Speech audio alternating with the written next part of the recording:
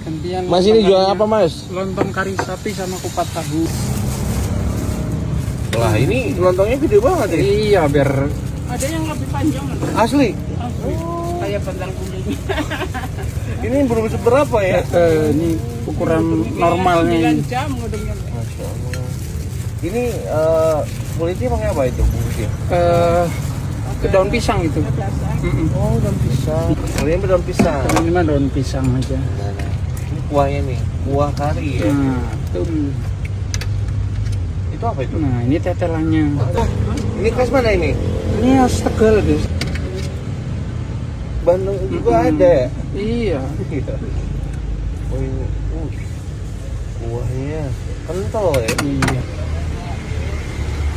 Ini kerupuk mie khas Tegalnya. Itu kalau nyari di mana-mana nggak ada. Segini 15.000 aja.